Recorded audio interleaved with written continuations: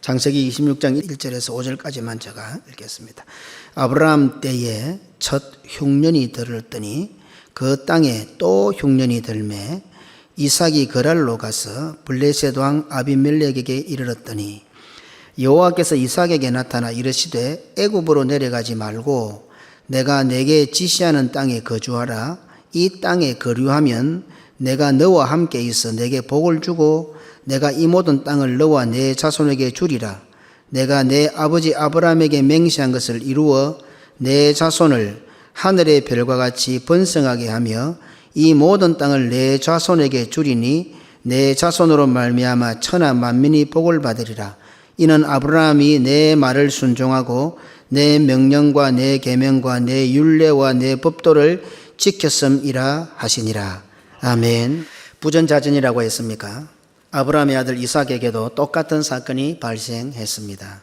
그런데 성경은 이삭이 만난 사건에서는 시작을 이상하게 하고 있습니다. 아브라함 때라고 포문을 엽니다. 성경은 이삭이 만난 사건에 대해서는 시작을 이상하게 합니다. 아브라함 때라고 포문을 엽니다. 첫 흉년이 들었고 또 흉년이 들었다. 이상한 기록을 펼치는 것 같습니다. 그러면 이전에 애굽에 내려갔던 기근은 무엇입니까? 그리고 분명히 성경은 첫 단어가 아브라함 때라고 시작을 하는데 왜 이삭이 등장을 합니까? 그때마다 시대가 있지 않습니까? 아브라함 때가 있고 이삭의 때가 있고 야곱의 때가 있고 요셉의 때가 있습니다. 이건 매우 중요합니다. 우리들도 은퇴를 하잖아요. 제가 은퇴하고 가면 이제 김경원 목사 때는 끝나는 거죠. 계속 김경원 목사 하면 안 되는 거죠. 그죠? 아브라함 때가 끝나고 이삭의 때가 왔을 때는 아브라함이 거의 등장하지 않습니다. 그리고 야곱의 때가 되면 이삭은 아예 이름도 나오지 않습니다. 하나님께서 한 번씩 아브라함을 보시고 네 아비 다윗을 보고 이런 말씀을 하시지. 그런데 지금은 아브라함 때잖아요. 아브라함 때인데 왜 이삭을 거론하십니까? 왜 하나님께서는 아브라함 때라고 시작을 하시면서 이삭에게 나타나십니까? 특이하잖아요. 이런 것들은 아주 우리가 성경을 보는 중요한 맥점이 될 수 있다 하는 겁니다. 이상한 것은 이것만 아닙니다. 아버지 아브라함 때는 애굽으로 내려갔습니다. 성경은 아브라함이 애굽으로 내려갔다고 기록하고 있습니다. 창세기 12장 10절. 그 땅에 기근이 들었으므로 아브라함이 애굽에 거류하려고 거리로 내려갔으니 이는 그 땅에 기근이 심하였음이라.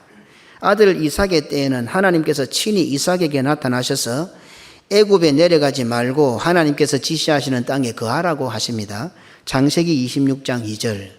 여호와께서 이삭에게 나타나 이르시되 애굽으로 내려가지 말고 내가 내게 지시하는 땅에 거주하라. 똑같이 기근과 흉년을 만났는데 아브라함은 애굽에 내려가게 하시고 이삭은 애굽에 내려가지 못하게 하셨습니다. 우리는 이 사건이 어떻게 진행되는지 잘 알고 있습니다. 아내를 누이라 하고 남편을 오라버니라 하여 목숨을 부지하는 것으로 진행이 됩니다. 아브라함이 2번, 이삭이 1번 똑같은 방식으로 3번이나 이 일이 발생합니다. 성경은 간혹 보면 똑같은 사건을 여기도 기록하고 저기도 기록하고 저기도 기록해서 사복음서 같은 경우는 똑같은 사건인데 성경 3곳, 4곳에 다 나오는 수도 있습니다. 하지만 똑같은 사건이 3번 반복되어서 나오는 것은 성경 기록상 매우 희귀합니다. 오병이어 이런 것은 마태복음, 마가복음도 이런 나올 수도 있지만은 지금은 이 사건이 똑같은 내용의 사건인데 각각 다릅니다. 아브라함 때 2분이 있었는데도 다릅니다. 하나는 애굽에서, 하나는 거랄에서. 이삭의 또 똑같은 사건인데 또 거랄에서 이삭에게. 똑같은 사건을 성경이 이렇게 한꺼번에 취급하는 경우들은 매우 희귀합니다. 이렇게만 보아도 이 사건이 삼위 하나님의 구원 역사에 있어서 얼마나 중요한 위치에 있는지를 쉽게 짐작할 수 있습니다. 이 사건은 창세기 12장에서 아브라함이 믿음의 첫걸음을 떼자마자 발생했습니다. 창세기 20장에서는 아브라함이 거랄에 거할 때 똑같이 또 발생을 합니다. 오늘 읽었던 본문 26장에 와서는 아브라함 때인데 이삭에게 발생을 합니다. 이렇게만 살펴도 이 사건은 단순히 아브라함이 목숨을 부지하기 위하여 아내를 누이라고 속이고 거짓말하는 사건이 아니라는 것을 짐작할 수 있습니다. 이 사건은 하나님께서 아브라함에게 언약하신 메시아와 직결되는 사건이며 하나님께서 이와 같은 상황에 어떻게 구원을 이루시는 것을 보라고 하시는 사건입니다.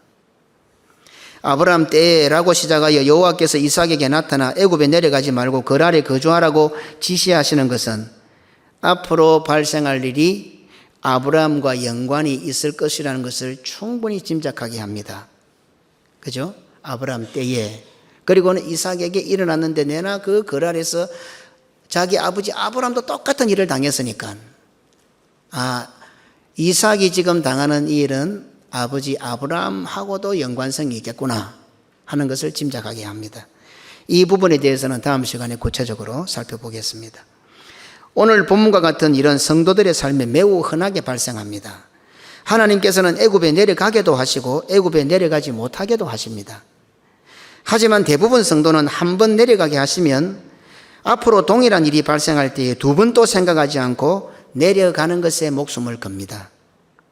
한 번 내려가지 못하게 하시면 동일한 일이 발생할 때에 성도들은 두 번 생각하지도 않고 전에 못 내려가게 하셨으니까 이번에도 못 내려가는 것이 맞다. 목숨을 걸어버립니다. 이런 자세는 응답에 대한 주도권을 자신이 가지고 있기 때문입니다. 애굽에 내려가는 것도 하나님께서 주신 응답입니다. 애굽에 내려가지 못하게 하시는 것도 하나님께서 주신 응답입니다. 그런데 하나님의 응답에 대해서 자신이 주도권을 쥐게 될 때에 한 번 받은 그 응답이 전 인생을 살아가는데 결론이 되어버립니다. 요지부동입니다. 목숨을 겁니다. 왜? 기도하니까 하나님께서 애굽으로 내려가려 했으니까. 그러면 기근을 만날 때마다 애굽으로 내려가는 거예요. 왜? 전에 한번 받은 응답이 있으니까. 결과니까. 아브라함에게는 애굽으로 내려가게 하셨습니다. 이삭에게는 애굽에 내려가지 못하게 하셨습니다. 우리가 아브라함이라면 아들 이삭에게 어떻게 조언할 것 같습니까? 아들아, 오래전에 내가 기근을 만났는데 하나님께서는 애굽에 내려가게 하셨다. 애굽에 내려가서 여러 일들이 있었지만 결국 하나님께서는 보호해 주셨고 오히려 기근보다 더 큰 복을 우리에게 주셨다. 그러므로 너도 이제 애굽에 내려가야 한다. 흉년을 만난 것은 하나님께서 너를 애굽으로 내려가라는 신호다. 이렇게 신앙 지도할 가능성이 참 많습니다. 아마 저도 그러는 것 같아요. 왜? 저의 경험이 있으니까. 그리고 저는 목회를 하니까 아들이 목회를 뒤를 따라오니까 같은 길을 걸으니까 저도 아예 그런 게 고정화되어 있어가지고 하나님께서 이렇게 인도하셨으니까 너도 그런 일을 만나면 이렇게 해야 된다. 뭐 좋은 의미에서 신앙 지도를 하는 거죠. 그런데 하나님께서는 이삭을 애굽에 내려가지 말라고 응답을 하십니다. 실제 신앙생활에서 이런 충돌이 일어나지 않을 것 같습니까? 오늘까지 살면서 자기에게 이런 일이 없었습니까? 어떤 때는 애굽에 내려가야 할 것 같고 어떤 때는 애굽에 내려가지 말아야 할 것 같은 그런 상황들이 없을까요? 어쩌면 믿음의 부모들은 자신의 경험을 가지고 하나님의 뜻이라고 자녀들에게 강요할 가능성이 있습니다. 그래서 믿음의 부모들이 자녀들을 말씀으로 양육해야 됩니다. 물론 자신의 경험도 말씀으로부터 왔지만은 최대한 자기의 경험을 죽이고 자녀들을 양육할 때는 말씀을 가르치려고 노력해야 됩니다. 자칫 잘못하면 말씀대로 사는 내 경험이 말씀을 앞서게 될 경우가 많습니다. 아주 보여주는 중요한 단서가 됩니다. 위험이 있죠. 자녀들에게 교훈하고 가르치는 모든 것들이 말씀이어야 하고 말씀에 근거해야 됩니다. 자신의 기준과 자신의 방법과 자신의 경험과 자신의 체험이 기준이 있어서는 안 됩니다. 말씀이 기준이 되어야 됩니다. 응답을 주시는 분이 하나님이심을 잘 압니다. 그래서 하나님으로부터 응답을 받으려고 성도는 최선을 다합니다. 성도는 당연히 그렇게 해야 합니다. 중대하고 심각한 문제뿐 아니라 사실은 일상생활 가운데 아주 사소한 일도 하나님께 묻고 하나님의 응답을 받아 살아야 합니다. 교회의 강구 시간이 그것을 확인하는 시간입니다. 우리의 지난 한 주간 살면서 하나님께서 이렇게 우리를 인도하셨습니다. 이렇게 응답하셨습니다. 사실은 광고 시간이 그걸 확인하는 시간이에요. 그런데 대부분의 경우 성도들이 응답을 받고 나면은 그때부터는 그 하나님의 응답을 자기의 것으로 착각을 합니다. 기도할 때는 응답의 주도권이 하나님에게 있다가 응답을 받고 나면 그 응답의 주도권이 내게로 넘어옵니다. 기도를 할 때는 하나님 앞에 응답 달라고 그러니까 하나님이 응답을 주셔야 되니까 응답의 주권이 응답의 주도권이 하나님께 있습니다. 그런데 응답을 딱 받고 나면은 그때부터는 그 응답이 내 것이 되어버립니다. 내가 기도해서 응답을 받았으니 그 결과는 당연히 자신의 것이라고 생각합니다. 내가 기도하여 응답받았습니다. 잘 들어보십시오. 내가 기도하여 응답받았습니다 하는 것과 하나님께서 내 기도에 응답해 주셨습니다. 그 말이 그 말 같죠? 예, 그 말이 그 말 같습니다. 내가 기도하여 응답받았습니다. 하나님께서 내 기도에 응답해 주셨습니다. 그 말이 그 말 같지만 그 말과 그 말 사이에는 무섭고 긴 간격이 있습니다. 창세기 4장 1절입니다. 아담이 그의 아내 하와와 동침하매 하와가 잉태하여 가인을 낳고 이르되 내가 여호와로 말미암아 덕남하였다 하니라. 이 말씀은 하와 할머니의 위대한 고백입니다. 짧은 한 구절의 성경 말씀이지만 함축된 많은 의미가 명시되어져 있습니다. 아담이 아내 하와와 동침했다고 성경은 기록하고 있습니다. 그래서 하와가 잉태하고 아들을 낳았다고 기록하고 있습니다. 아들을 낳은 하와는 내가 여호와로 말미암아 덕남하였다고 고백을 합니다. 바클레이라는 유명한 신학자는 이 장면을 다음과 같이 주석하고 있습니다. 하와는 에덴 동산으로부터 축출당한 지 얼마 되지 않아 아들이 출생하자 그녀는 내가 여호와로 말미암아 덕남하였다고 부르짖었는데 이는 경건보다는 오히려 의기양양함 그리고 오만을 나타내는 것으로 보여진다. 바클레이는 이렇게 주장을 했어요. 저는 좀 해석이 조금 다릅니다. 조금 일리는 있습니다. 일리는 있는데 오만과 의기양양함보다는 어찌 보면은 조금 이 표현이 잘못된 거죠. 표현이. 선악과 사건 속에는 남자의 비겁함이 숨어 있지만 결과적으로 볼 때에 하와가 선악과에 손을 댔고 자신은 물론 남편에게도 선악과를 따서 먹게 했습니다. 그리하여 죽음을 맞이하게 되었고 에덴 동산에서 쫓겨나게 되었습니다. 여자가 집안을 망쳐 놓은 것과 같은 결과가 되었습니다. 우리가 며느리 볼 때 여자들이 시집을 올 때 잘 그러죠. 여자가 하나 들어와서 호박이 능굴채 들어왔다 이야기도 하고 여자 하나 들어와서 집안을 망하겠다 뭐 이런 표현들은 아마 요 하와의 사건을 아마 기초로 한 것 같습니다. 그런데 하나님께서는 에덴 동산으로 돌아올 수 있는 기회를 주셨습니다.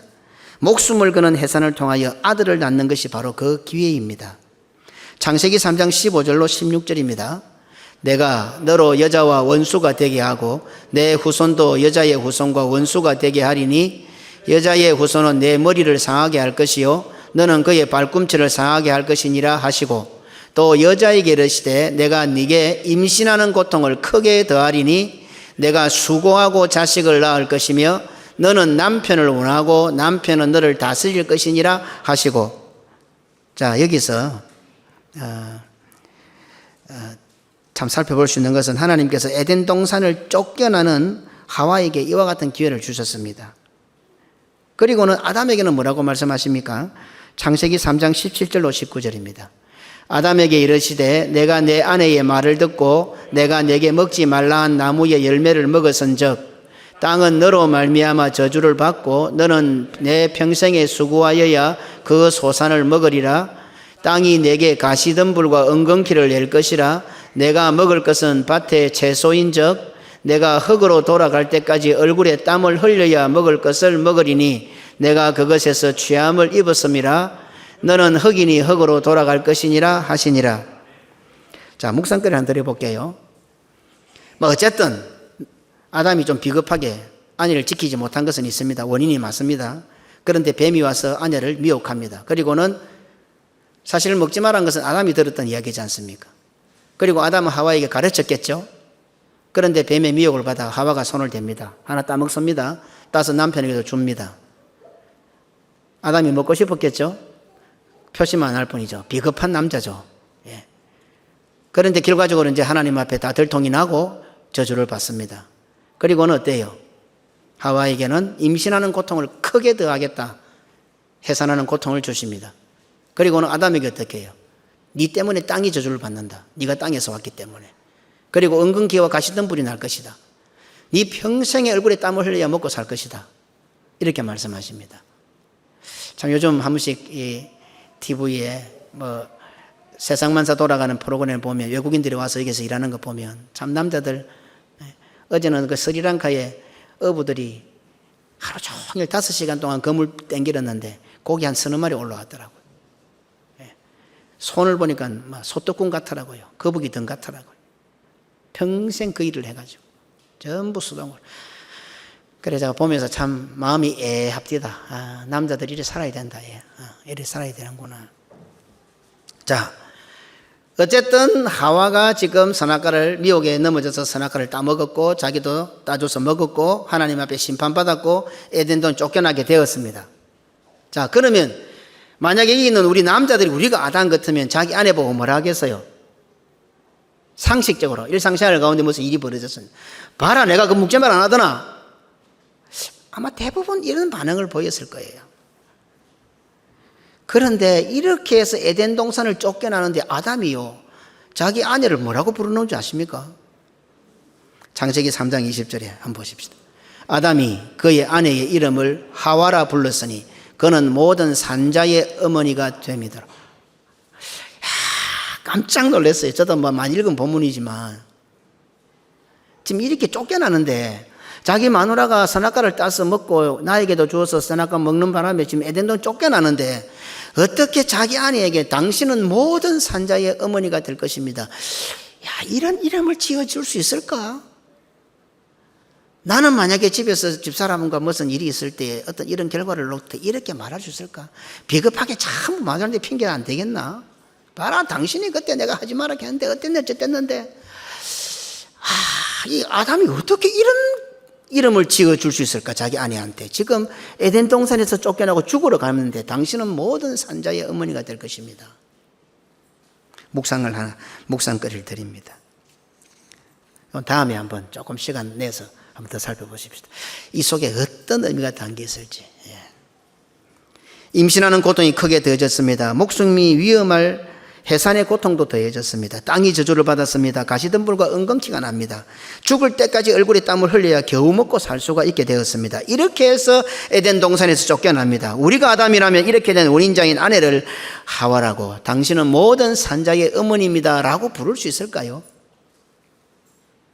하나님의 심판을 달겨받고 하나님의 구원에 순종하는 장면을 엿보게 하는 위대한 순간입니다. 우리가 말씀대로 살면 참 멋있게 살 수가 있어요. 인생이 참 쪼글상치럽지만은 우리가 말씀대로 살고요, 믿음으로 살고 성경대로 살면 참 멋진 인생을 살아가요. 지한테 파묻혀 살아가면 참 그 인생만큼 불쌍한 인생이 없는 거예요. 멋이 없어요. 이 아담 할배의 이 장면을 보고 진짜 멋있다, 진짜 멋있다. 남은 인생을 이렇게 한번 살아보고 싶다, 뭐 이런 생각이 막 들더라고요. 심판을 받아 에덴 동산을 쫓겨나는 아담과 하와의 모습은 오늘날 우리 성도들이 하나님 앞에서 범죄하고 잘못하여 책망받고 심판받을 때 어떤 자세를 취해야 하는지를 보여주는 중요한 단서가 됩니다. 좀 많은 시간에 묵상해 보시기 바랍니다. 에덴 동산에서 쫓겨나 먹고 살기 위하여 저주받은 땅을 일구고 가시덤불과 은근키가 싸우며 얼굴에 땀을 흘리는 남편 아담을 볼 때 아내 하와의 마음이 어떠했겠습니까? 하와의 소원이 있었다고 하면 과연 무엇이었겠습니까? 남편이 일 잘해서 먹을 것이 풍성하게 해달라는 것이었겠습니까? 남편이 땀 많이 흘려 먹고 사는데 지장이 없도록 해달라는 것이었겠습니까? 땅에 가시덤불과 은근키가 없기를 바라는 것이었겠습니까? 하와에게 소원이 있었다고 한다면 오직 하나, 에덴 동산으로 다시 돌아가는 것이었을 겁니다. 에덴 동산으로 돌아가려면 여자의 후손 아들이 태어나야 합니다. 그러니 하와의 소원은 오로지 하나, 아들을 잉태하고 아들을 낳는 것입니다. 그래서 하와는 남편을 원해야 하고 남편의 다스림을 즐겁게 받았을 것입니다. 물론 하와 자신에게는 임신하는 고통이 큽니다. 임신하는 고통을 크게 더하겠다, 하나님께서 그렇게 말씀하셨거든요. 이런 거 보면 신앙생활이 그냥 뭐 예수 믿으면 잘 되고 잘 살고 아닙니다. 구원의 길을 가는 것은 해산하는 고통이 뻔히 있는 줄 알면서도 가는 길입니다. 멋있죠, 그죠? 하나님께서 크게 더한다 했어요. 임신하는 고통을. 자기가 임신하면 고통이 크게 더해지는 거예요. 아들을 낳는 수고는 죽는 것보다 힘듭니다. 하지만 아들을 낳아야 에덴 동산으로 돌아갈 수 있으니 하와는 어디에 됩니까? 남편을 원해야 합니다. 자원해서 남편을 원하고 또 원해야 합니다. 자원해서 남편의 다스림을 받아야 합니다. 남녀 차별의 문제가 아닙니다. 왜요? 하나님께서 에덴 동산으로 돌아올 수 있는 길을 열어주셨는데 하와가 임신을 해야 되고 하와가 아들을 낳는 그 길이기 때문에 그것 때문에 어떻게 해요? 남편을 원하고 또 원하고 남편의 다스림을 받아야 하는 것입니다. 출애굽기 35장 21절입니다. 마음이 감동된 모든 자와 자원하여 모든 자가 와서 회막을 짓기 위하여 그 속에 설 모든 것을 위하여 거룩한 옷을 위하여 예물을 가져다가 여호와께 드렸으니 역대상 29장 9절입니다. 백성들은 자원하여 드렸으므로 기뻐하였으니 곧 그들이 성심으로 여호와께 자원하여 드렸으므로 다윗 왕도 심히 기뻐하니라. 참 재밌습니다. 백성들도 자원하여 드리니까 기쁩니다. 그리고 성심으로 다하니까 여호와께서 기뻐하십니다. 그것을 보는 다윗 왕도 기뻐하는 것입니다. 성도가요 자원할 때에 자기도 기쁩니다. 그리고 그 모습을 보신 하나님도 기뻐하십니다. 그것을 보는 목회자도 기쁜 거예요.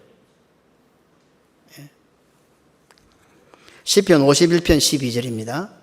주의 구원의 즐거움을 내게 회복시켜 주시고 자원하는 심령을 주사 나를 붙드소서. 구원의 즐거움이 회복될 때에 자원하는 심령이 나온다. 자원해서 안 되지요. 구원의 문제를 한번 점검해 보셔야 됩니다. 자원이 안 되면은 억지로. 언제까지는 억지로는 안 되거든요. 우리는 예수 그리스도의 신부들입니다. 그렇다면 신부된 우리는 남편이신 예수 그리스도를 얼마나 원하고 계십니까? 하와는 아들을 임신하고 아들을 낳기 위해서 남편을 원하고 원해야 했습니다. 자원해서 남편의 다스림을 받아야 했습니다. 이제 완전한 하와가 된 우리들, 오늘 우리들은 교회요 그리스도의 신부입니다. 우리의 남편 예수 그리스도는 아담하고도 비교가 될 수 없는 분이십니다. 그 남편을 원하십니까? 원해 보셨습니까? 지난 한 주간 남편의 이름 한 번이라도 불러보셨습니까? 한 주간의 삶 가운데 내 대화 속에 밥 먹을 때 기도하는 거 말고 남편 한번 불러보셨습니까? 일상생활에서 남편 부르기가 안 쉬워요. 생각보다도요. 그래서 교회 와야 됩니다. 교회 오면 남편 부릅니다. 이러나 저러나.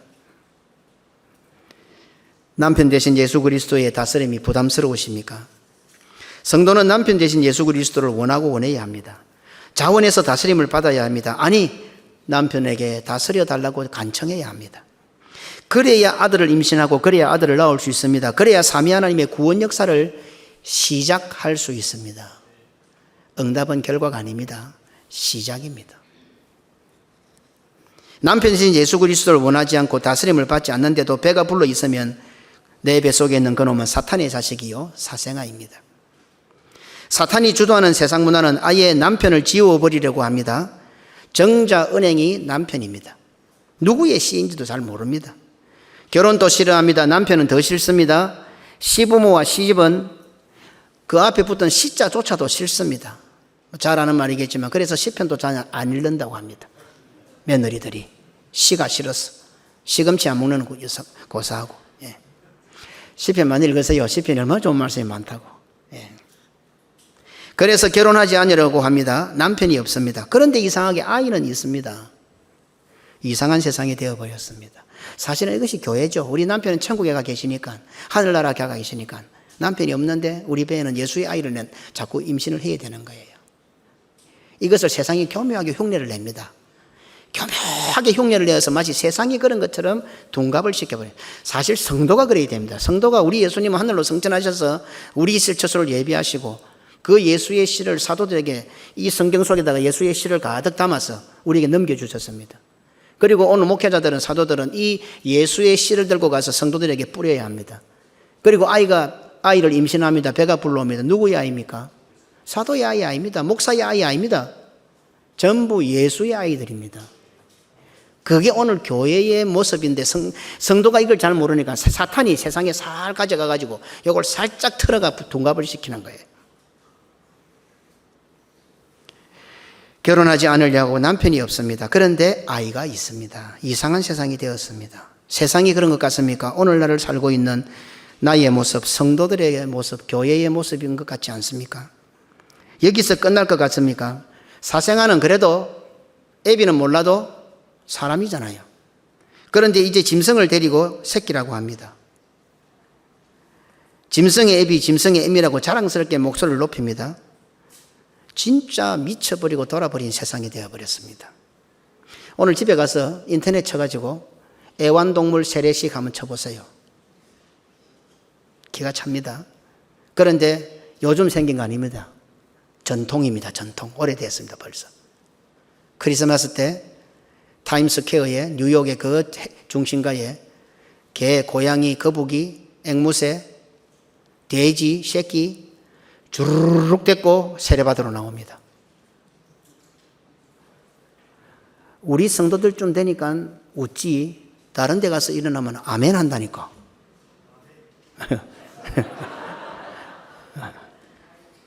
잘 못 알아들어서 그렇지. 기가 차죠? 기가 차. 스페인, 필리핀, 멕시코, 뉴욕, 세계 곳곳에서 개, 고양이, 앵무새, 거북이, 돼지 새끼에게 성수를 뿌리고 세례를 줍니다. 그리고 전통이라고 합니다. 오늘 가서 한번 들어보세요. 신부들이 하는 말이 가관입니다. 개한테, 고양이한테, 새한테 성수를 뿌리고 세례를 주면서 주님 말씀 잘 듣고 건강해라. 아멘. 이걸 어떻게 예? 웃지 마세요. 조금 있으면 우리도 그래 될 가능성이 있습니다. 이따구로 신앙생활 했다가는 금방 그렇게 변질됩니다. 전부 자기 중심으로 예수 믿으면 일이 된다니까요. 내가 기도해서 응답받았으니까 그 응답이 내 것인 줄 알고 있다가 보면은 교회가 그렇게 변질되는 거예요. 처음부터 그랬겠어요? 그 사람들이? 주님의 말씀 잘 듣고 건강하렴. 그래놓고 신부 입에서 동물이 탄생이란다. 동물 보고 탄생했단다. 짧은 동영상인데 보고 있는데 이거는 뭐 실망도 아니고 아무 말이 안 나오는 거예요. 계시록 13장 18절입니다. 지혜가 여기 있으니 총명한 자는 그 짐승의 수를 세어보라. 그것은 사람의 수니 그의 수는 666이니라. 사람인데 짐승이 돼 있죠. 에덴 동산에서 쫓겨난 후 하와는 얼마나 힘들었고 마음이 아팠겠습니까? 오늘 우리의 신앙생활도 천국 가는 길이 결코 녹록하지 않은데 하와는 자신 때문에 에덴 동산에서 쫓겨났으니 자신 때문에 죽음이라는 형벌을 받게 되었으니 하와의 심정이 어떠했겠습니까? 그런데 어느 날 기다리고 기다리던 임신이 되었습니다. 자, 임신이 되고 나서 10달을 어떻게 보냈을 것 같습니까? 한 묵상해 보셨어요? 참 묵상이 너무 풍부한 거예요. 우리 인생 한 번도 안 해보셨잖아요. 하와가 아이를 뵀는데 성경 구절은 간단하게 아담이 아내와 동침하여 잉태하였고 아들을 낳았다 했지만 그 속에는 벌써 10달의 간격이 있는 거예요. 그죠? 임신한 하와가 어땠겠어요? 어떻게 10달을 보냈겠어요? 보통 우리 아이를 뵈는 여자들 보면 입덧을 합니다. 뭐 안 한다는 분도 간혹은 있지만 그러나 어쨌든 입덧을 다 합니다. 그리고 아주 심하게 입덧하는 분들도 있습니다. 남자도 옆에 붙어 같이 입덧하는 사람도 있어요. 한 몸이 돼가지고. 지금 하와는 어떨까요? 임신이 뭔지도 모르는, 우리는 그래도 정보라도 많이 있지. 병원도 있고. 하와는 이 땅에 태어나서 처음으로 최초의 임신을 하는 거예요. 그리고 최초의 입덧을 하는 거예요. 최초의 입덧을. 그때는 뭐 공기도 좋고 하니까 별로 고통이 없었을 것 같습니다. 하나님께서 뭐라 하십니까? 임신하는 고통을 크게 더할 것이다. 하나님께서 그렇게 심판하셨거든요. 그러니 하와의 입덧은 매우 힘들었을 것으로 예상이 됩니다. 아이를 임신하는 것도 매우 힘들었을 것이고 10달 동안 입덧도 매우 힘들었을 것입니다. 그러면 입덧하는 하와의 심정은 어땠을까요? 괴로웠을까요? 뭐 이런 게 들어서 갖고 나를 이렇게 괴롭혀놓? 자식 없는 게 좋겠다 이래 했을까요? 하와는 큰 고통과 괴로움 속에 입덧이라는 상상도 못하는 첫 고통을 당하면서도 하나님께서 에덴 동산으로 돌아갈 수 있는 기회를 그것으로 주셨잖아요. 그 큰 고통과 괴로움 속에서 하나님의 구원을 대망했을 것입니다. 이렇게 볼 때에 입덧하는 것이 맞습니다. 입덧해야 합니다. 특히 성도는 입덧해야 합니다. 그것도 심한 고통의 입덧을 해야 하는 사람들입니다. 지금 이 예배의 자리에 참여하고 있는 우리들 가운데 입덧을 해본 적이 있습니까? 신앙과 믿음의 삶에 입덧을 해본 적이 있습니까? 영적인 삶에 입덧을 해본 적이 있습니까? 그리스도와 복음과 교회를 위해 입덧을 안 해보신 분들은 나의 구원을 위한 삼위 하나님의 고통과 괴로움이 무엇인지를 모르는 자들입니다. 하나님을 찾는 것이 무엇인지도 모르는 자들입니다. 왜 하나님께서 우리에게 입덧하게 하셨을까요? 이런 입덧은 삼위 하나님께서 우리를 낳으시기 위하여 당하신, 삼위 하나님께서 당하신 입덧의 고통이 어떠한지를 우리에게 가르쳐 주려고 우리에게 입덧을 주신 거예요. 단순하게 우리를 괴롭히고, 하나님의 심판은 구원으로 나가는 첩경이거든요. 그냥 하와를 괴롭히고 하와를 힘들게 하기 위함이 아니었습니다. 우리가 입덧하니까 한 10달 동안 고통하고 괴롭고 힘든 것이 아니라, 이런 고통만 가지고 있으면 안 되지만 이런 고통 속에서도 하와가 여자의 우선을 통해서 에덴 동산으로 돌아가는 믿음을 가졌던 것처럼, 오늘 성도들이 신앙생활과 믿음생활과 교회생활 속에서 세계 선교를 위하여 나아가는 모든 삶 가운데 입덧을 할 때마다 하나님께서 나를 낳기 위해서 얼마나 고통스러웠고 얼마나 입덧을 하고 계셨는지를 알아라, 그 말입니다. 우리 하나님 아버지께서는 4000년 전에 모리아산에서 입덧을 시작하여서 오늘 우리를 낳으셨습니다. 우리는 10달 했지요. 모리아산에서 우리 하나님은 입덧을 시작하셔서 4000년 동안 뱃속에 넣어서 아파하시다가 오늘 2023년도 이때에 나를 낳으신 거예요. 아들을 죽이는 것과 같은 심한 고통과 괴로움에 입덧을 하시면서 말입니다. 그냥 자기가 당하는 고통 정도가 아니라 자기 아들을 죽이는 것과 같은 고통, 괴로움을 당하시는 입덧을 하셨다 이 말입니다. 창세기 22장 14절입니다. 아브라함이 그 땅 이름을 여호와 이레라 하였으므로 오늘날까지 사람들이 이르기를 여호와의 산에서 준비되리라 하더라. 아브라함이 이삭을 드린 사건을 잘 아시잖아요. 우리 하나님 아버지께서 아들 예수 그리스도를 십자가에 죽이시는 것을 예표하는 사건이잖아요. 그리고는 그 사건을 통해서 하나님께서 무언가를 준비하십니다. 어디서? 여호와의 산에서, 교회에서 하나님께서 친히 준비하신 그것이 바로 여호와 일이라고 하십니다. 여호와의 산에서 아들이 죽임을 당하는 것과 같은 고통과 괴로움에 입덧을 하시면서 여호와께서 친히 준비하신, 여호와께서 친히 잉태하시고 해산하신 여호와 이들이 바로 이 자리에 앉아있는 우리들이라 이 말입니다. 여기에 앉아있는 한 사람 한 사람들이 하나님께서 그 큰 고통으로 임신하시고 그 큰 고통으로 해산해 놓은 여호와 이레들이다 이 말입니다. 그렇게 소원하던 하와는 자신의 뱃속에 아이를 잉태하게 되었습니다. 배가 불르고 10달을 지나 기다리고 기다리던 아들이 태어났습니다. 감격에 벅찬 나머지 하와는 다음과 같이 고백을 합니다. 내가 여호와로 말미암아 덕남하였다. 혹시 우리 가운데 아이를 낳으면서 이런 고백을 해보신 분이 있습니까? 저 위에 중사청에 사랑하는 아이 안고 있지. 예. 그 아이 놓으면서 내가 여호와로 말미암아 덕남했다 고백해 본 적이 있습니까? 요새는 고통 안 당하도록 수술해서 낳아버리니까요. 상당히 이런 것들 참 의미가 있잖아, 그죠? 예. 오늘 아버지가 되고 엄마가 되었습니다. 이 아버지 엄마는 돈으로 주고도 못 삽니다. 그런데 내 뱃속에서 아이가 나오면 아버지가 자동적으로 되고 엄마가 자동적으로 됩니다. 그때 우리 성도들은 내가 여호와로 말미암아 아버지가 되었습니다. 내가 여호와로 말미암아 어머니가 되었습니다. 내가 여호와로 말미암아 이 순간부터 내 아들이 이 땅에 나오는 그 순간부터 아버지라는 명을 받습니다. 내가 여호와로 말미암아 어머니라는 명을 받습니다. 이렇게 고백해 보신 분들이 있어요. 저도 못 해봤어요. 이 설교를 준비하면서 하나 더 주시면 내가 그래 고백할 것 같은데. 그런데 기회는 있어요, 그죠? 우리 할배들은 기회가 있어요. 할머니들도 기회가 있어요. 손자, 손녀들이 나올 때 그래 하면 됩니다. 하나님 기회를 주신다니까. 하나님 우리 가정에 여호와로 말미암아 손자를 봅니다. 하나님 이제부터 여호와로 말미암아 내가 할아버지가 됩니다. 여호와로 말미암아 할머니가 됩니다. 고백할 수 있는 거예요. 그 기회도 놓칠 분들 없습니까? 또 기회가 있습니다. 성도들은 교회에서 그래 하면 됩니다. 우리의 아이들이 자라서 결혼을 하고 아이를 낳을 때 우리 성도들은 그렇게 고백하면 되는 거예요. 하나님은 언제까지나 우리들에게 기회를 주시는 거예요. 앞으로 아이를 낳게 될 젊은이들은 이런 고백을 하도록 준비하시기 바라고, 저 중사청에 앉아있는 우리 젊은이들은 그런 고백 안 했으면 아이를 하나 더 놓기를 바랍니다.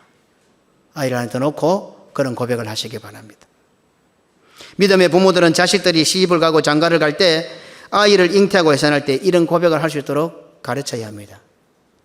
쉬운 것 같아 보이지만 결코 쉽지 않은 장면입니다. 아는 것도 쉽지 않지만 아는 것을 실제 삶에 적용시키고 순종하는 것은 쉽지 않습니다.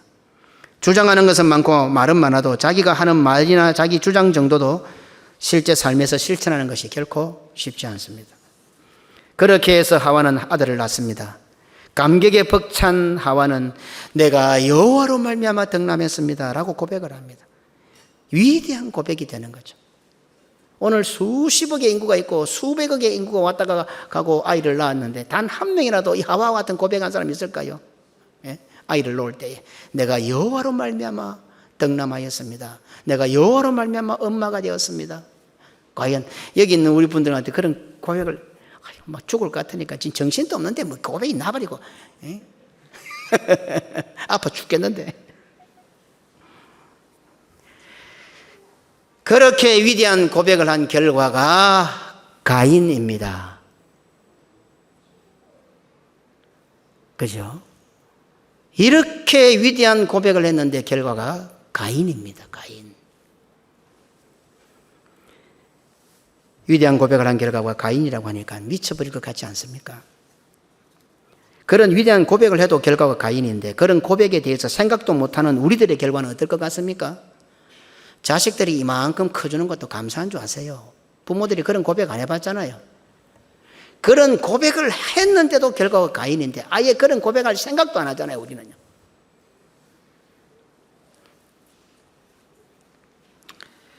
무섭고 섬뜩하고 오싹한 느낌이 들지 않습니까?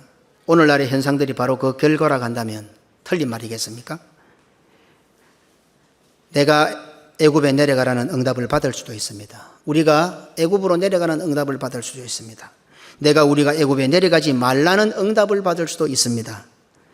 그렇게 우리가 응답을 받으면 그 응답은 결과가 됩니다. 우리가 기도해서 응답받았으니 그 응답은 결과가 됩니다. 그리고 그 결과는 대부분이 가인으로 끝나버립니다. 열심히 기도했는데 내가 응답을 받았습니다. 우리가 열심히 합심해서 기도했습니다. 우리가 응답을 받았습니다. 분명히 하나님께서 응답을 주셨습니다. 그런데 우리가 응답을 받으면 그 결과가 가인이 된다니까요. 많이 헷갈리죠, 이제 서서히. 응답을 받기 전보다 응답을 받은 후 잘못되는 경우가 꽤 많습니다. 은사를 받기 전보다 은사를 받은 후 잘못되는 경우가 꽤 많습니다. 소위 복을 받기 전보다 복을 받은 후에 잘못되는 경우가 꽤 많습니다. 한번 자기를 돌아보세요. 가난할 때가 지금 신앙이 좋습니까? 조금 부유해지고 나니까 신앙이 좋습니까? 가난할 때 신앙이 더 좋았던 것 같으면 복을 받고 잘못된 케이스입니다. 병들 때 신앙이 좋았습니까? 건강할 때 신앙이 좋습니까? 건강한 데 신앙이 안 좋아진 것 같으면 잘못된 겁니다.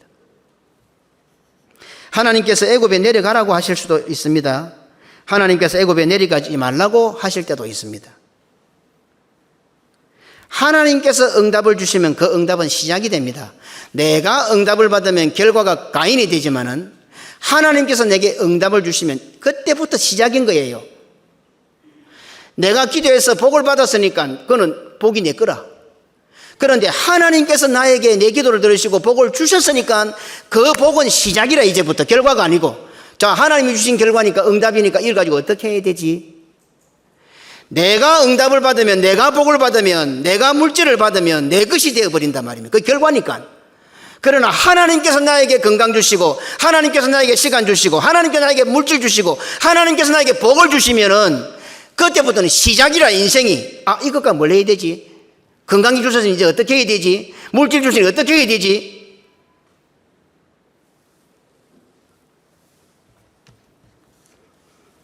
하나님의 응답은 구원 역사를 위한 시작이 됩니다.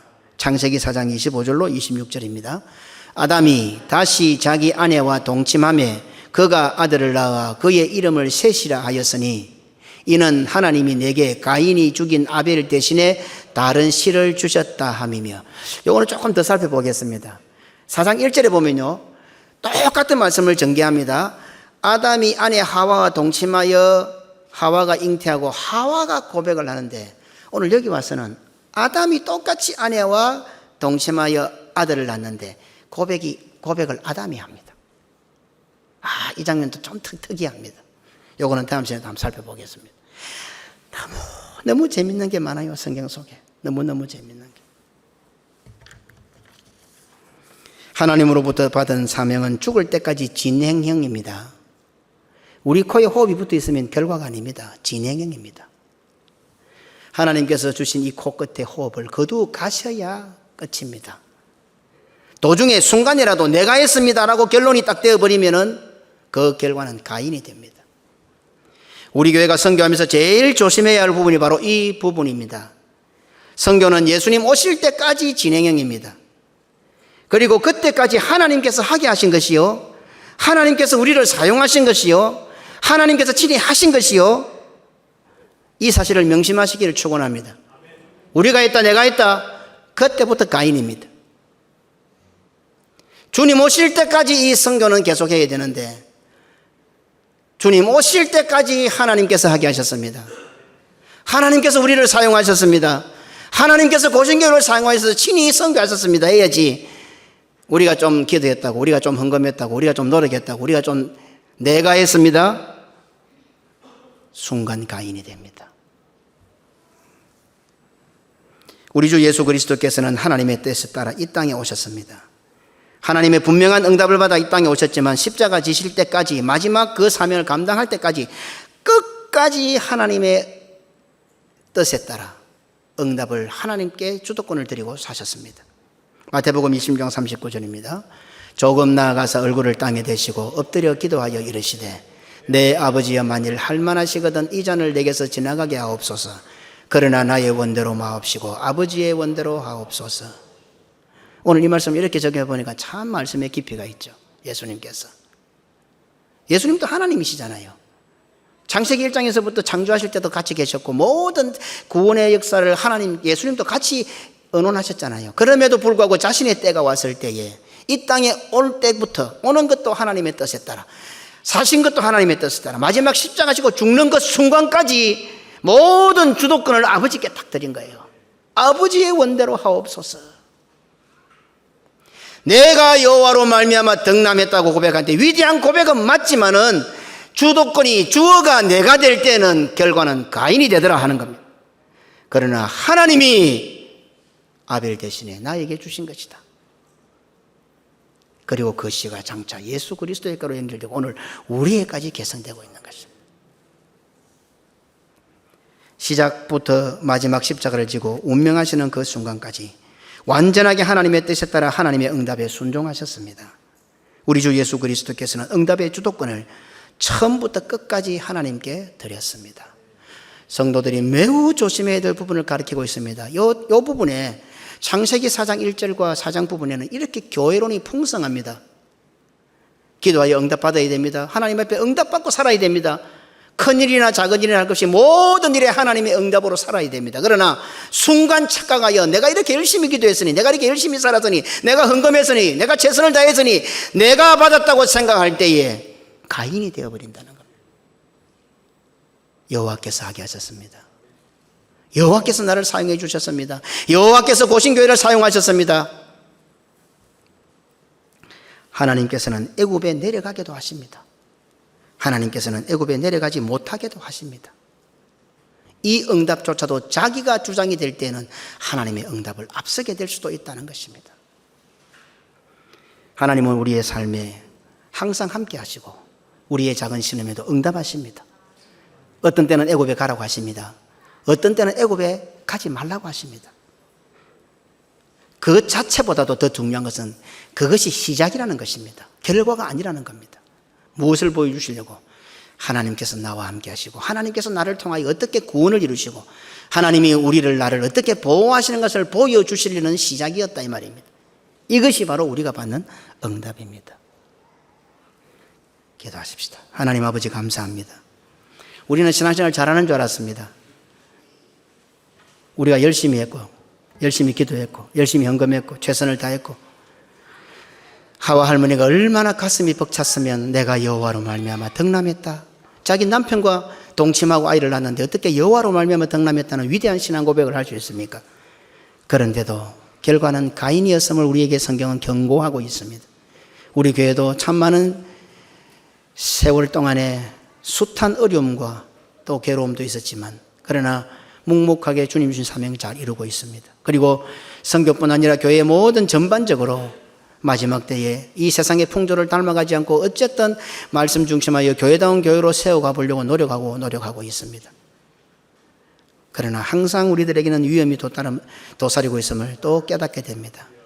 내가 열심히 목회했으니, 내가 열심히 수고했으니, 내가 열심히 선교했으니 하는 순간에 어느새 그 결과는 가인으로 나타날 수 있다는 사실을 오늘 성경은 우리에게 경고해 주고 계십니다. 하나님 아버지, 내 경험이, 나의 수고가, 내가 받은 하나님의 응답이 하나님을 앞서는 경우가 없도록 은총을 더하여 주옵소서. 하나님은 애굽에 내려가기도 하시고 애굽에 내려가지 못하게도 하십니다. 그러나 그 핵심은 그것이 문제가 아니고 내가 응답받는 내가 주도권이 되면 애굽에 가야 되나 말아야 되나가 핵심이지만 하나님 보실 때는 애굽에 내려가도 내가 너를 보호할 것이고 애굽에 내려가지 않아도 내가 너를 보호할 것이고 애굽에 내려가도 내가 너를 구원할 것이고 애굽에 내려가지 않아도 내가 너를 구원할 것이라는 하나님의 함께 하시며 하나님 역사인 것을 깨닫게 됩니다. 하나님, 우리의 삶의 주도권을 하나님께 드리게 하시고 습관적으로도 내 입에 이 내 말이 조금씩 사라져가게 하시고 하나님께서 말씀이, 성경이, 교회가 이것이 주어가 되는 우리의 삶이 되어서 하나님의 보고를, 하나님의 구원 역사를 끝까지 누리며 살아가는 복된 성도들 다 되게 하옵소서. 구주 예수님 이름으로 기도드리옵나이다. 아멘.